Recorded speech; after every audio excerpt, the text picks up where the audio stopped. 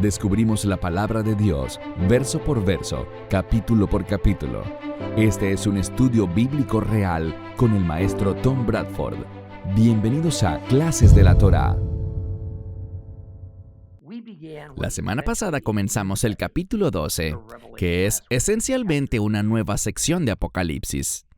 Este capítulo se apoya en gran medida, e incluso en forma predominante, en el simbolismo.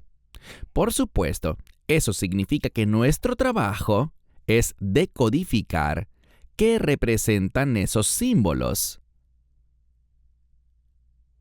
Recordemos que el propósito de las visiones de Juan no es presentarnos una serie de acertijos y misterios alucinantes que nos dejen confundidos y frustrados. El Señor no está jugando a la ruleta con nosotros. Más bien, estos símbolos son un medio para expresar acontecimientos futuros, de una manera que pueda trascender el tiempo y la cultura, y a menudo no tienen un significado discernible hasta que se acerca el momento adecuado de la historia.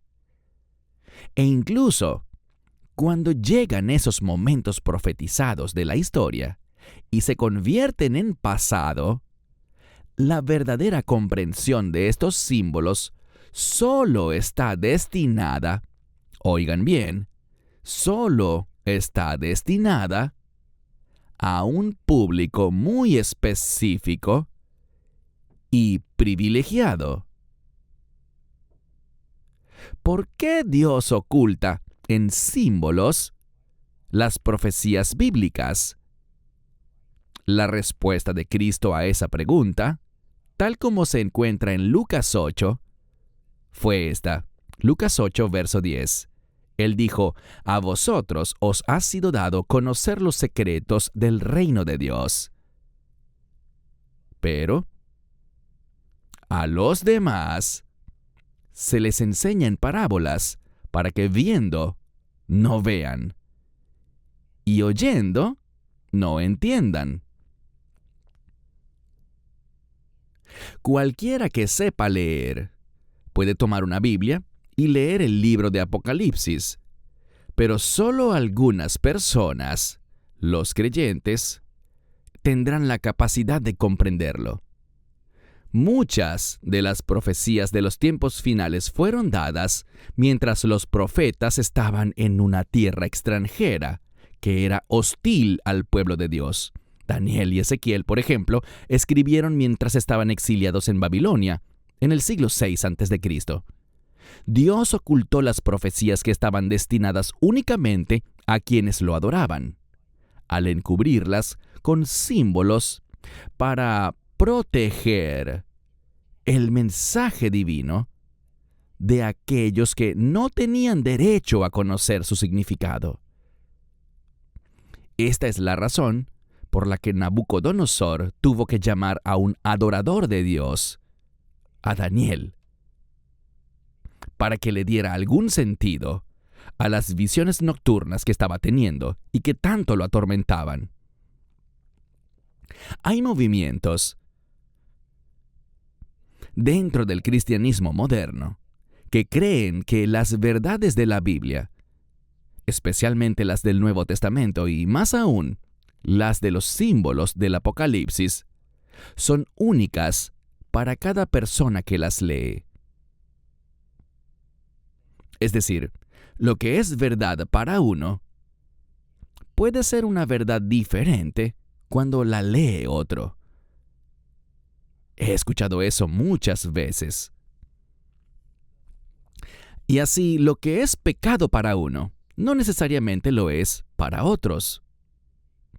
En nuestro caso, eso significaría que no existe una sola forma correcta de leer e interpretar el Apocalipsis de Juan, ni tampoco una única manera correcta de entender o aplicar los diversos símbolos que se usan. Yo niego categóricamente que esto sea así, pues eso implicaría que no existe la verdad, ni un estándar universal de lo bueno y lo malo, ni una división correcta de la palabra de Dios. Si hay múltiples verdades, Eso también significaría que el cumplimiento de cualquier profecía bíblica podría ocurrir de múltiples maneras simultáneamente. Es evidente que tal cosa es imposible en nuestro universo de 4 dimensiones. Entonces, ¿cómo podemos discernir una verdad profética o el significado de un símbolo en la Biblia, especialmente al estudiar Apocalipsis? Primero debemos comenzar en la fuente, e invariablemente esa fuente es el lugar de la Biblia que es zona prohibida para demasiadas denominaciones. El Antiguo Testamento, donde se encuentran las profecías originales y sus contextos fueron divinamente dados. Dicho esto, a medida que se desarrolla la historia, el tiempo y las circunstancias también pueden ayudar a revelar el verdadero significado de una profecía o un símbolo.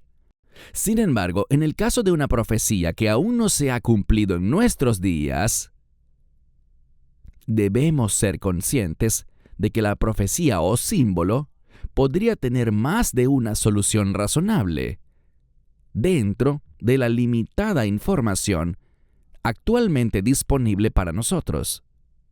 Y eso solo se debe a que aún no ha llegado el tiempo de que se conozca su significado verdadero y absoluto. Pero siempre, cualquiera que sea ese significado verdadero y divino, está destinado solo a los adoradores de Dios y a nadie más. Nadie más está equipado para discernir, para conocer, y nadie más tiene el derecho de saber, porque solo los creyentes llevamos el Espíritu Santo de Dios dentro de nosotros como maestro. Por tanto, en numerosas ocasiones les he dado y seguiré dándoles más de una solución razonable a un rompecabezas simbólico, pero solo porque todavía no tenemos suficiente información para estar seguros de cuál es la solución, si es que hay alguna, que podamos considerar como correcta.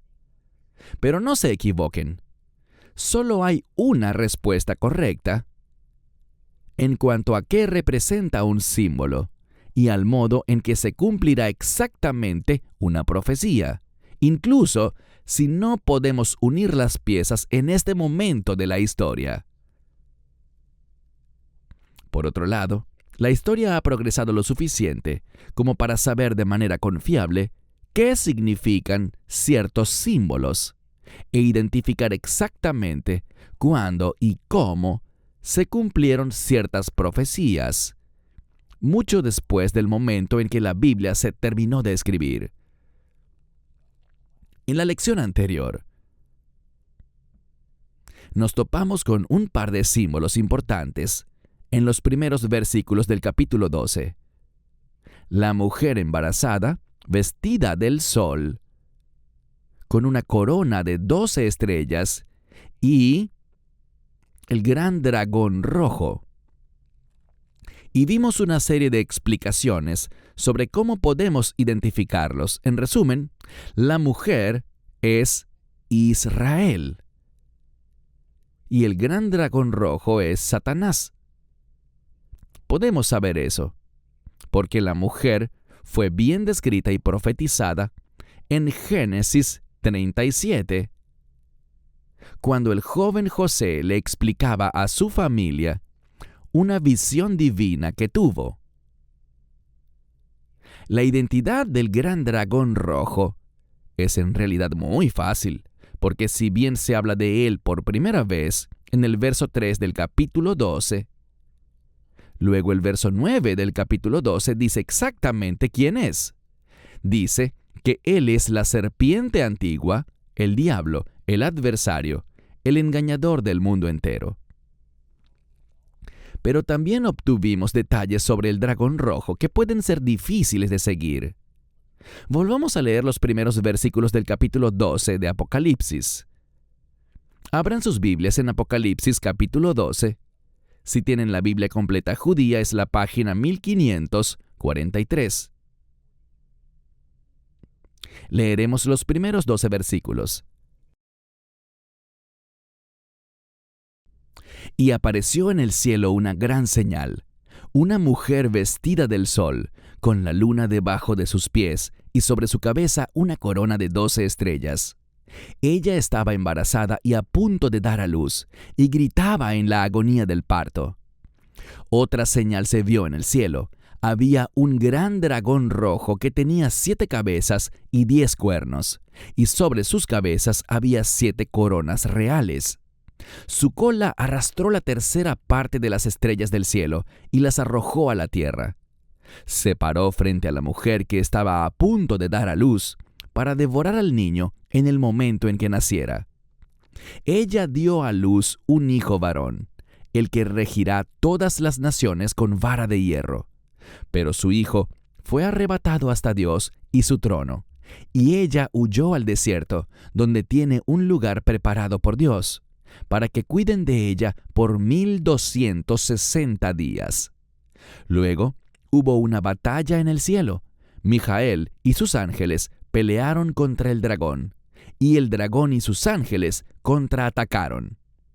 Pero no fue lo suficientemente fuerte para vencer, de modo que ya no había lugar para ellos en el cielo. Fue arrojado el gran dragón, la serpiente antigua, también conocida como el diablo y Satanás, el adversario, el engañador del mundo entero. Fue arrojado a la tierra, y sus ángeles fueron arrojados con él.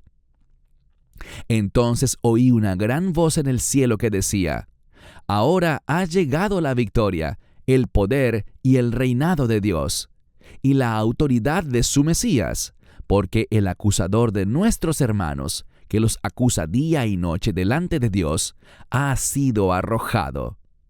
Lo derrotaron a causa de la sangre del Cordero y por el mensaje del testimonio de ellos. Incluso frente a la muerte, no se aferraron a la vida. Por tanto, regocijaos, cielo, y vosotros que en él moráis. Pero ay de vosotros, tierra y mar, porque el adversario ha descendido hasta vosotros, y está muy enojado, porque sabe que le queda poco tiempo. En el versículo 3, el diablo, o el espíritu del diablo, se simboliza con 7 cabezas y 10 cuernos. Abordemos ese aspecto del dragón rojo. Es muy común, entre los comentaristas cristianos de la Biblia, decir que se trata de una referencia directa a la cuarta bestia en la visión del sueño de Daniel. En Daniel capítulo 7 leemos esto. En el verso 7. Luego de esto miraba yo en las visiones nocturnas, y ahí delante de mí había una cuarta bestia, terrible, horrible, extremadamente fuerte y con grandes dientes de hierro, y devoraba, aplastaba y pisoteaba lo que quedaba, y era distinta a todas las bestias que le habían precedido, y tenía 10 cuernos. David Stern, en su comentario de Apocalipsis, dice: sus 7 cabezas y 10 cuernos también la equiparan con la cuarta bestia de Daniel 7:7. G.K. Beale, en su comentario de Apocalipsis, dice: los 10 cuernos son los de la cuarta bestia de Daniel, y reaparecerán en la bestia de Apocalipsis capítulo 13, mostrando que el diablo ejecuta su voluntad opresiva contra la iglesia y el mundo. No estoy de acuerdo con estos eruditos. Nada, en el versículo 7 o en cualquier otra descripción de la cuarta bestia de Daniel, dice que la bestia tiene 7 cabezas, solo que tiene 10 cuernos. Estos dos comentaristas, junto con casi todos los demás que investigué, leyeron en Daniel 7:7 algo que no estaba allí. Simplemente suponen que si la bestia tiene 10 cuernos, entonces para poder equipararla con la bestia del Apocalipsis 12:3, también debe tener 7 cabezas. Pero si ese no es el caso, ¿En qué parte de las profecías del Antiguo Testamento encontramos a la bestia con 7 cabezas y 10 cuernos? Respuesta: en ninguna parte. Pero existe otra posibilidad que, si bien no puedo decir con absoluta certeza que es correcta, es la mejor opción para nosotros en este momento. En versículos anteriores de Daniel 7, leemos esto. En el primer año de Belshazzar, rey de Babel, Daniel tuvo un sueño y visiones en su cabeza mientras estaba acostado en su cama. Escribió el sueño y este es su relato.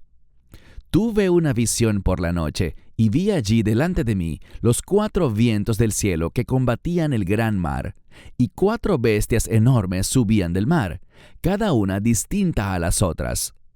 La primera era como un león, pero tenía alas de águila, y mientras observaba, sus alas fueron arrancadas y fue quitada de la tierra y puesta sobre 2 pies como un hombre, y se le dio un corazón humano. Luego había otra bestia, una segunda, como un oso. Se levantaba de lado y tenía 3 costillas en la boca entre los dientes. Se le dijo: levántate y atibórrate de carne. Y después de esto miré, y había otra como un leopardo con 4 alas de ave a los lados. La bestia también tenía 4 cabezas, y se le dio potestad. Luego de esto, miraba yo en las visiones nocturnas, y ahí, delante de mí, había una 4ª bestia, terrible, horrible, extremadamente fuerte, y con grandes dientes de hierro, y devoraba, aplastaba y pisoteaba lo que quedaba, y era distinta a todas las bestias que le habían precedido, y tenía 10 cuernos. Tenemos que la 4ª bestia tiene 10 cuernos, pero no tenemos una bestia con 7 cabezas.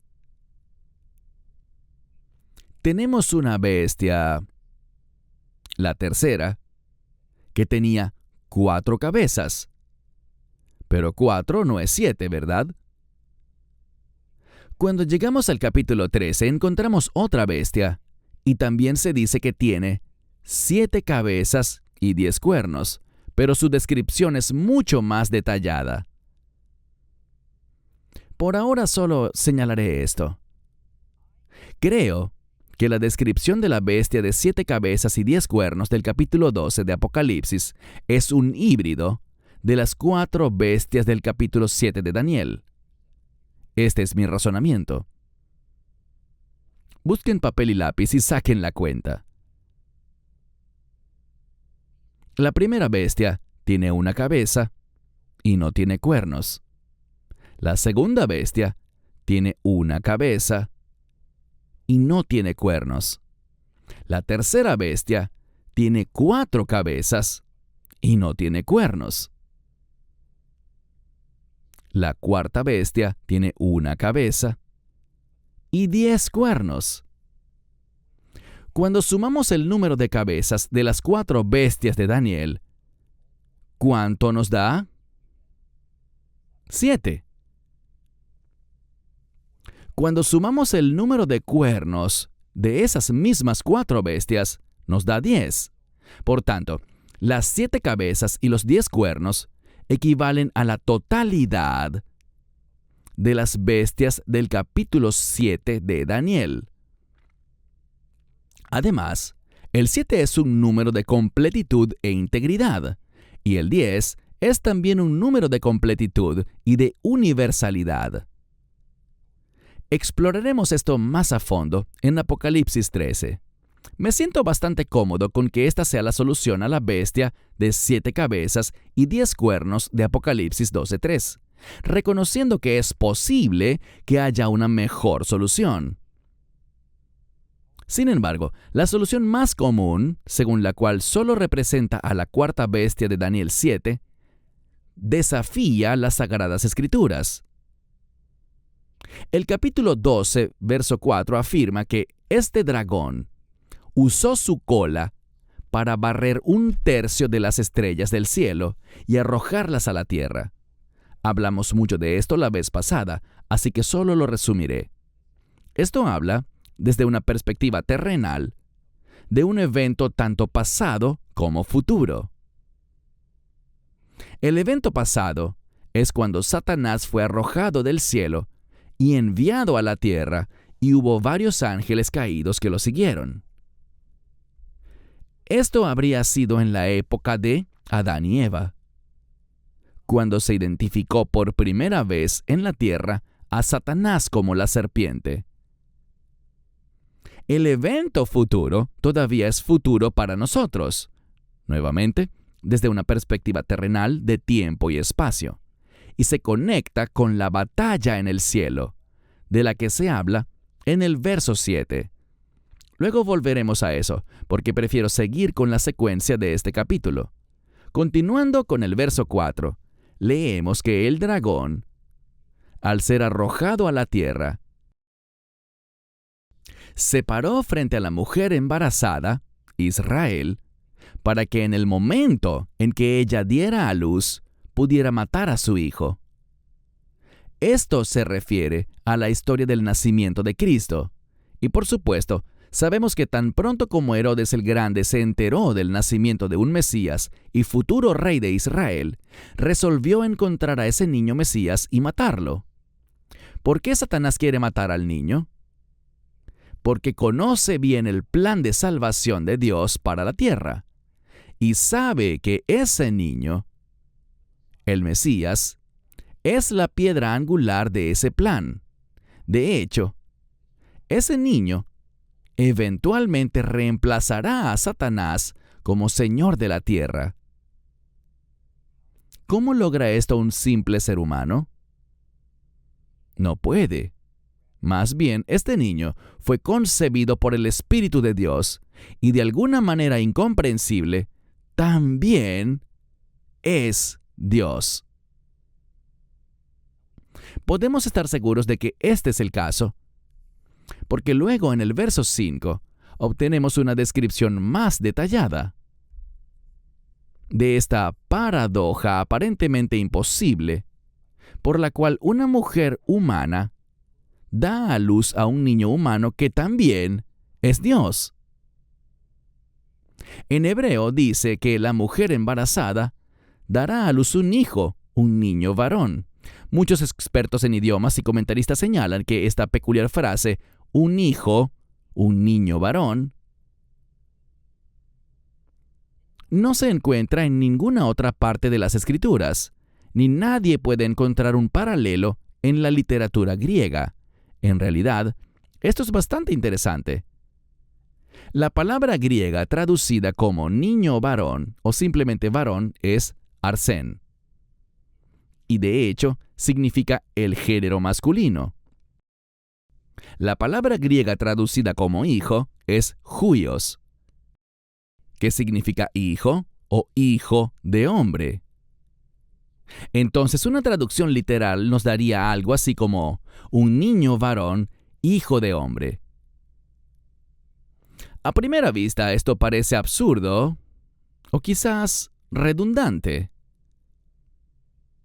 Pero cuando entendemos que en el Nuevo Testamento lo que está reflejado es el pensamiento hebreo y las normas culturales judías en el idioma griego,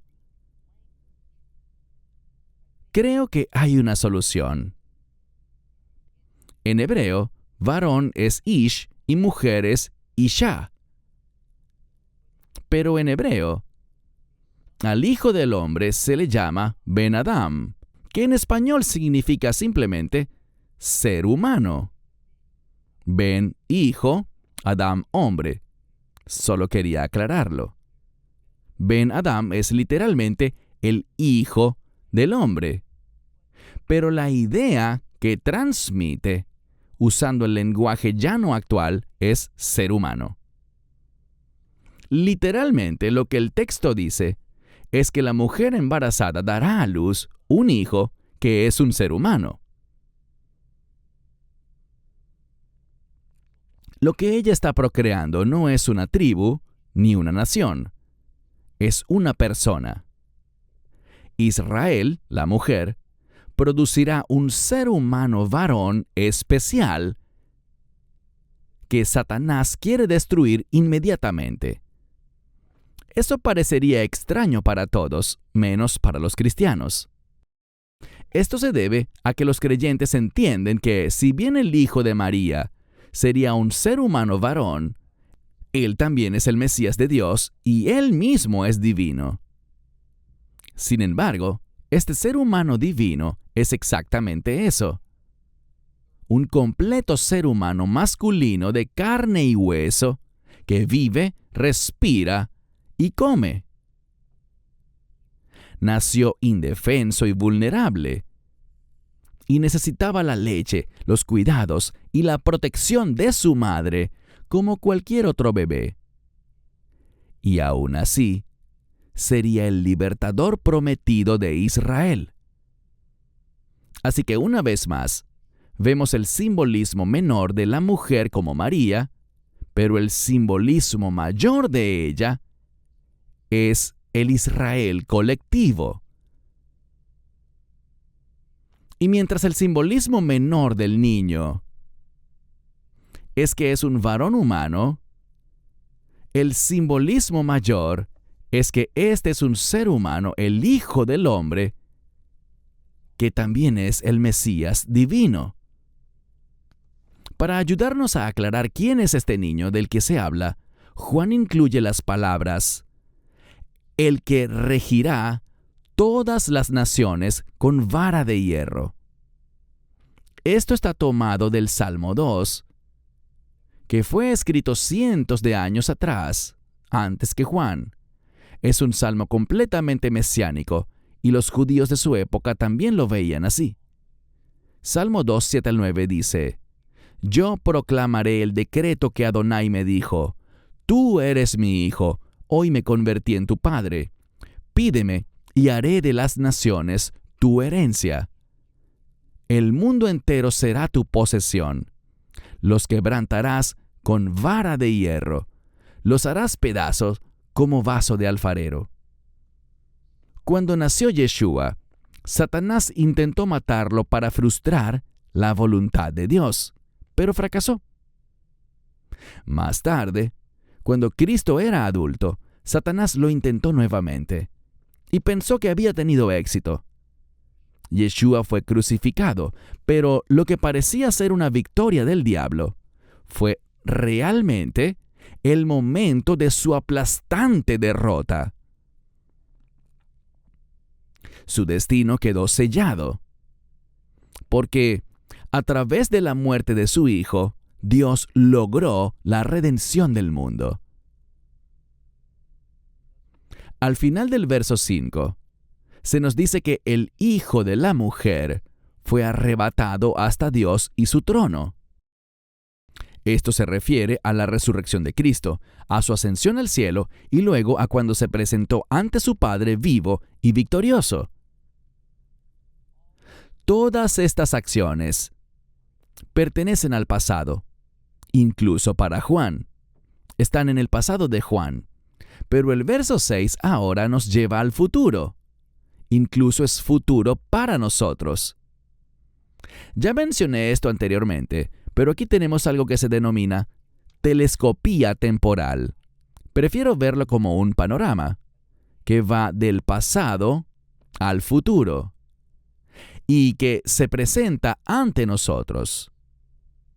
Y lo que tenemos es que la mujer, Israel, huye al desierto, a un lugar especialmente preparado por Dios, por un período de 1260 días, 3 años y medio. Y es en este lugar donde Dios cuidará de Israel por alguna razón no especificada. Pero como el tema ha sido la persecución de Satanás y sus secuaces terrenales contra Yeshua y su pueblo, entonces podemos entender que la protección de la mujer en el desierto también es contra esa misma fuente maligna. Tanto en el Antiguo como en el Nuevo Testamento, el desierto es un lugar de seguridad, de disciplina, un lugar de espera hasta que se materialicen las promesas de Dios. Fue en el desierto donde Juan el Bautista estuvo protegido mientras se preparaba para anunciar la venida del Salvador. En el desierto, los refugiados hebreos de Egipto fueron protegidos y disciplinados, y allí esperaron la promesa hecha a Abraham de que sus descendientes tendrían una tierra propia. Pero entonces comenzó la guerra. El versículo 7 explica que hubo batalla en el cielo. Las fuerzas del bien fueron lideradas por Miguel o Mijael, y los ángeles leales a él lucharon contra el dragón, Satanás, y los ángeles leales a éste. Tenemos aquí otro ejemplo de la realidad de la dualidad, es decir, lo que sucede en el cielo también sucede en la tierra. Dios y los que le son leales en el cielo están luchando contra el maligno y sus soldados en la esfera espiritual. En la tierra, Dios y los humanos leales a Él están luchando contra aquellos humanos que son leales a Satanás, probablemente en la persona del anticristo, en la esfera física. Pero en un sentido más técnico, la mención de Mijael parece indicar que esta batalla en el cielo tiene que ver sobre todo con Israel. Esto parece relacionado con Israel. Hay algunas cosas que podemos deducir de lo que sabemos de Miguel en la Biblia, que indican que su deber principal es ser el defensor de Israel. Su nombre hebreo significa ¿quién es como Dios? Judas 1:9 lo menciona específicamente como arcángel. En Daniel 12 se le llama el gran príncipe. También leemos en Daniel 12, comenzando con el verso 1, cuando llegue ese momento, Mijael, el gran príncipe que defiende a tu pueblo, se levantará. Y será un tiempo de angustia, cual no hubo entre el tiempo en que se convirtieron en nación y ese momento. En ese tiempo tu pueblo será librado, todo aquel cuyo nombre se encuentre escrito en el libro. Así que el propósito de Miguel es ser el campeón protector y defensor de Israel. Y también se nos dice que en algún momento habrá un tiempo de angustia que sobrevendrá a Israel y que no tiene precedente histórico. Pero serán liberados, al menos, aquellos entre Israel cuyos nombres se encuentren en el libro, que sin duda se refiere al libro de la vida. Esto tiene que estar conectado con la mujer que huye al desierto en busca de protección y la gran batalla en el cielo que lidera Miguel. Permítanme recordarles que esto todavía está en el futuro para nosotros los que vivimos hoy. Haré una pausa para poner esto en el contexto de la doctrina actual más prominente de la Iglesia sobre los tiempos finales, al menos en el mundo occidental. El dispensacionalismo pretribulación, popularizado por Hal Lindsey, Tim LaHaye y creado por John Darby. Para ellos, la mujer representa a la iglesia y, por tanto, el niño que huye al desierto en busca de protección es la comunidad de creyentes.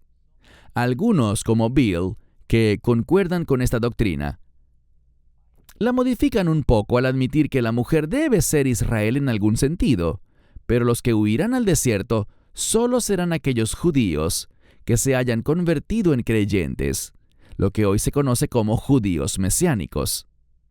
Lo diré enfáticamente. En ninguna parte de estos pasajes Israel se convierte de repente en la iglesia. Y en ninguna parte se dice que esos judíos sobrevivientes o los que están protegidos en el desierto son solamente aquellos que han aceptado al Mesías. Esta actitud e interpretación de las Escrituras existe solo para cumplir con la doctrina del dispensacionalismo pretribulación de la Iglesia. Para poder construir una defensa de tal doctrina, tuvieron que asumir muchas cosas a partir de esos pasajes, que simplemente no están allí. El verso 8 vuelve a la escena de la batalla entre el bien y el mal, que se desarrolla en el cielo y continúa en el verso 9. Les digo algo.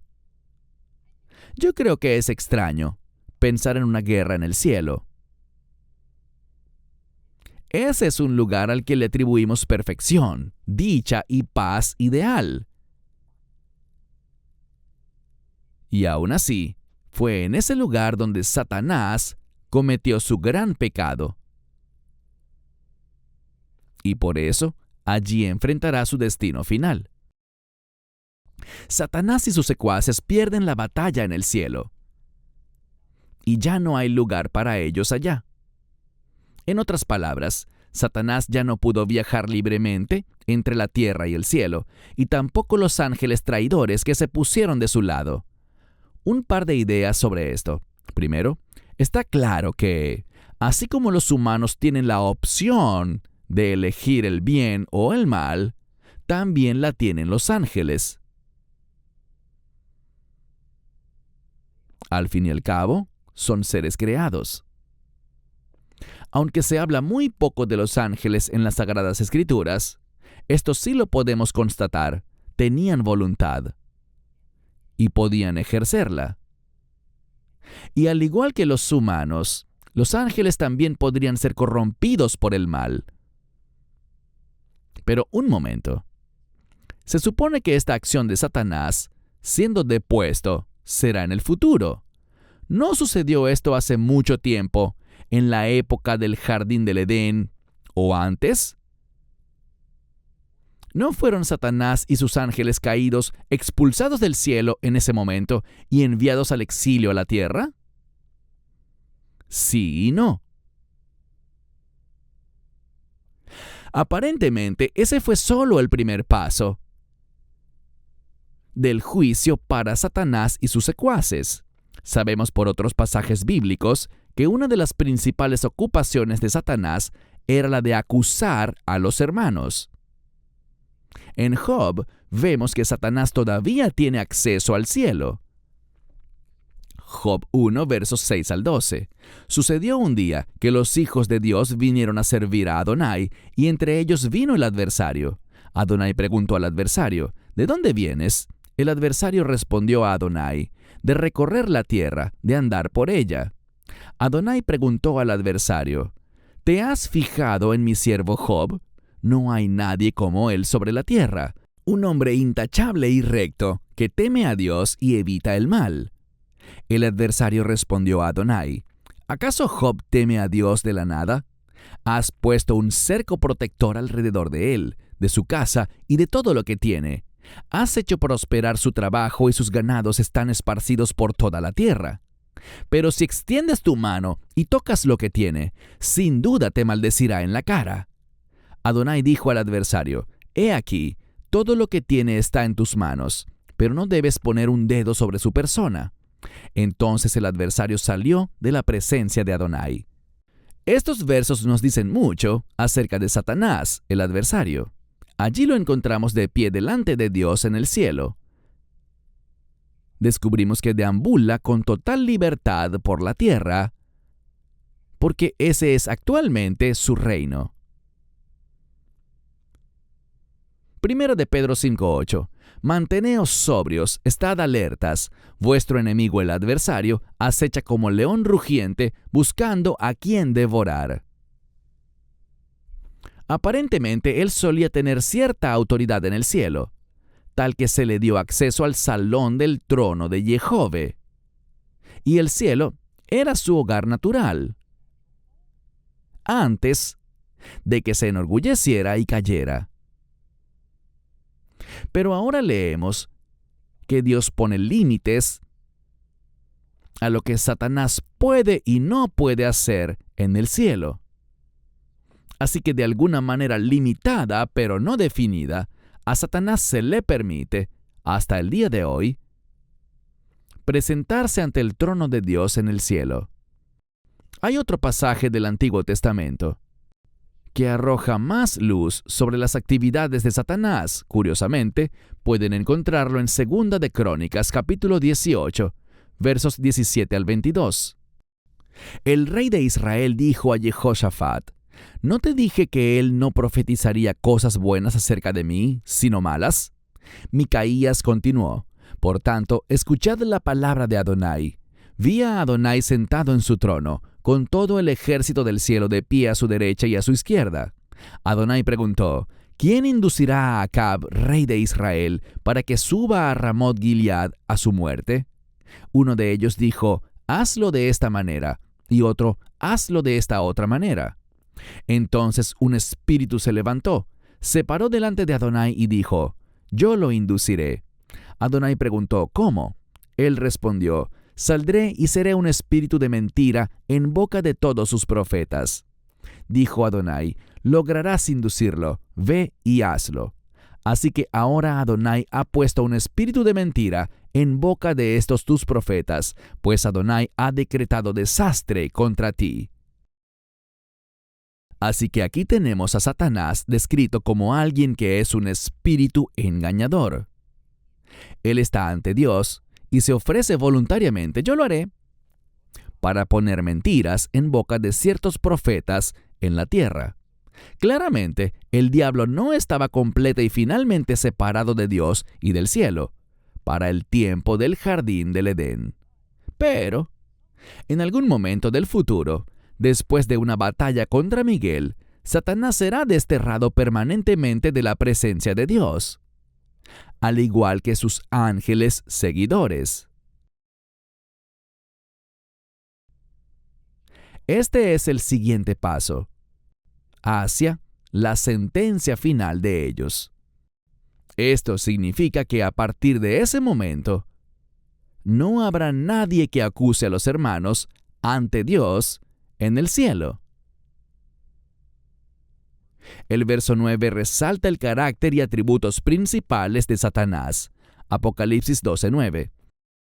Fue arrojado el gran dragón, la serpiente antigua, también conocida como el diablo y Satanás, el adversario, el engañador del mundo entero. Fue arrojado a la tierra y sus ángeles fueron arrojados con él. Se dice que Satanás es la serpiente antigua del jardín, el diablo. Satanás, que significa adversario. Y el engañador, ese espíritu engañador, del cual acabamos de leer. Lo vemos en Génesis como la serpiente, una figura del mal. En griego, diablo es diabolos, que significa falso acusador. La palabra Satanás en griego es Satanas, que significa adversario, aquel que se opone. En griego la palabra engañar es planao y significa extraviar. Y Juan dice que Satanás hizo que el mundo entero se extraviara. Con razón está en proceso de ser juzgado. Hay una parte donde la Biblia completa judía dice que por haber perdido la batalla, Satanás y sus ángeles caídos fueron arrojados a la tierra, pero sería más preciso decir que fueron expulsados a la tierra. La idea no es que Dios los envió a la tierra. No les dio un pasaje de solo ida a Nueva York, sino que fueron desterrados y completamente separados del cielo. Y por eso tuvieron que buscar otro lugar donde residir. Y el único lugar físico habitable conocido era el planeta Tierra, del que Satanás había sido señor durante muchos siglos. Así que lógicamente, allí es donde fueron todos. Pero su tiempo de señorío sobre la tierra casi ha terminado. Cristo está por regresar para reclamar el derecho de ser el Señor de la tierra. Dios está reemplazando el reino de Satanás por el reino de Dios. Una vez que Cristo sea rey, ¿a dónde irá Satanás? Si no se le permite entrar al cielo, ni puede operar en la tierra. Ese es más o menos el tema central de los capítulos finales del Apocalipsis. Él y sus ángeles caídos no solo no tienen a dónde ir, sino que, según su juicio final, su existencia y la de ellos llegará a su fin. Así que irá pataleando y gritando, causando tantos estragos como pueda en la tierra y entre sus habitantes, creyendo hasta el final que debe haber alguna manera de derrotar a Dios. De hecho, tal como lo ve Bill, el capítulo 12 puede subtitularse como El conflicto de la serpiente con la mujer y su simiente. Lo que se ha ido desplegando o desarrollando aquí es esencialmente la historia de Israel y su simiente, Cristo, con el propósito de lograr la liberación y redención de Israel, versus la historia del diablo y su simiente, buscando causar la muerte, el caos y la destrucción de Israel. Y todo está muy bien resumido en los versos 10 al 12, que es un cántico, cantado por alguien en el cielo, no se nos dice quién. Charles Feinberg, un gran erudito bíblico, dice acerca de este pasaje: en el Apocalipsis, cuando la tierra está de luto, el cielo se regocija, una indicación de cuán fuera de sintonía están el cielo y la tierra. Una excelente observación, en mi opinión. El versículo 10 comienza declarando que el reino de Dios ya no viene. Está aquí. Y está en plena vigencia. Es la victoria de Dios sobre Satanás y ahora la tierra tiene un nuevo Señor, el Mesías Yeshua. ¿Y por qué es esto? El versículo continúa diciendo que es porque el acusador, Satanás, ha sido completamente desterrado del cielo. Ya no tiene derecho a acceder al cielo y a delatar a los creyentes, señalándole a Dios nuestros pecados y faltas.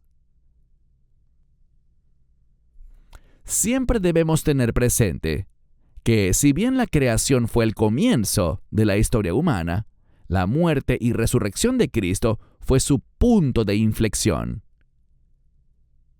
Aunque muy pocos humanos lo saben o lo reconocen como tal. El versículo 11 explica cómo se produjo la derrota de Satanás. Curiosamente, fue por la sangre del Cordero, y luego dice que fue por el testimonio fiel y valiente de los seguidores de Cristo, incluso si eso les costaba la vida.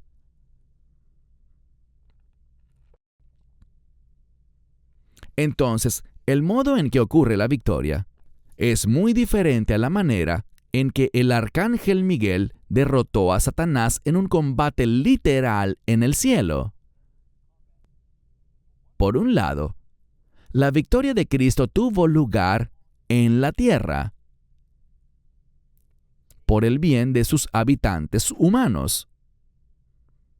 Sin embargo, ningún humano y ninguna religión creada por el hombre podría lograr jamás lo que Dios ha hecho a través de su Hijo, ya sea en sustancia, perfección o forma. Y si bien por un lado, la tierra debería regocijarse por esta victoria sobre el mal, por otro lado, el siguiente versículo emite una terrible advertencia. El versículo 12 dice que aquellos que están en el cielo, tanto las criaturas espirituales como las almas de los creyentes, tienen todos los motivos para regocijarse. Pero, debido a que Satanás ahora está acorralado y sabe que su fin está cerca, su ira creciente se desatará sobre la tierra y el mar. Terminemos la lección de hoy con esta profecía sobre la destrucción de Satanás que se encuentra en Isaías 14, versículos 7 al 15. Toda la tierra está en reposo y tranquilidad. Cantaron alabanzas. Los cipreses se alegran a causa de ti y los cedros del Líbano. Ahora que estás abatido, nadie viene a cortarnos. El Sheol, desde abajo, se estremece por recibirte en su venida. Por ti despiertan los espíritus de los muertos, que fueron líderes en la tierra. Hace a todos los reyes de las naciones levantarse de sus tronos. Todos te reciben con estas palabras: ahora eres tan débil como nosotros, te has vuelto como nosotros. Tu orgullo ha sido derribado al Sheol con la música de tus liras. Debajo de ti las larvas se extienden como cama, sobre ti una manta de gusanos. ¿Cómo fue que caíste del cielo, lucero de la mañana, hijo de la aurora? ¿Cómo es que fuiste derribado al suelo, conquistador de naciones? Pensaste para ti mismo: escalaré los cielos, levantaré mi trono por encima de las estrellas de Dios. Me sentaré en el monte de la asamblea, muy lejos en el norte. Me elevaré sobre las alturas de las nubes y me haré semejante al Altísimo. En lugar de eso, has sido derribado al Sheol, a lo más profundo del foso. En la desesperación de sus momentos finales, Satanás elevará su nivel de furia a alturas inimaginables, desquitándose contra la tierra y los que viven en ella. Pero entonces, el reloj de su vida se acaba. La tierra se tranquiliza y entra en reposo. Y Satanás es enviado a las profundidades del foso, y pronto al lago de fuego, para no volver a existir nunca más. Terminaremos el capítulo 12 y comenzaremos el 13 la próxima vez. Para más enseñanzas de un estudio bíblico real, redescubriendo la palabra de Dios con Tom Bradford, visite toraclass.com o descargue la aplicación móvil de TorahClass.